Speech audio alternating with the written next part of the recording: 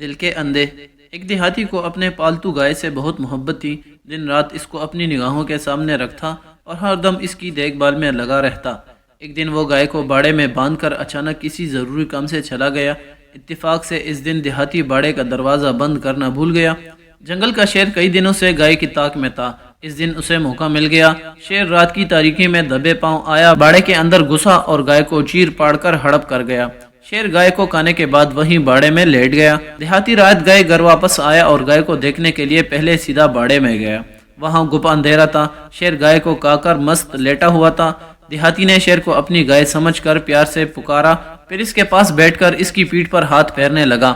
دیہاتی احمق کو اگر پتہ چل جاتا کہ وہ جسے اپنی گائے سمجھ کر اس کی پیٹھ پر ہاتھ پھیر رہا ہے وہ لیٹا ہوا جنگل کا بادشاہ شیر ہے تو مارے دہشت کے اس کا جگر پھٹ جاتا۔ اسی طرح اللہ تعالیٰ کا نام ہم نے صرف پڑھا اور سنا ہے اور لفظ اللہ صرف زبان سے ہی پکارتے رہتے ہیں۔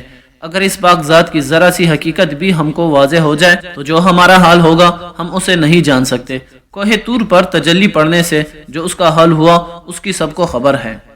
درس حیات۔ تیرا نفس اس خوخوار شیر اور زہریلے اژدہا سے بھی زیادہ خطرناک ہے جسے تو اندھے پن میں فریب خوردہ ہو کر اور گائے سمجھ کر پال رہا ہے۔ اس کا ڈسا ہوا پانی بھی نہیں مانگتا۔ ابھی بھی وقت ہے، اپنی اصلاح کر لے اور اللہ اور اس کے پیارے رسول صلی اللہ علیہ وآلہ وسلم کے بتائے ہوئے راستے پر چل۔ اپنی دعا میں یاد رکھے گا، ویڈیو پسند آنے کی صورت میں ویڈیو کو لائک اور شیئر کرنا نہ بھولیے گا۔ جزاک اللہ خیرا۔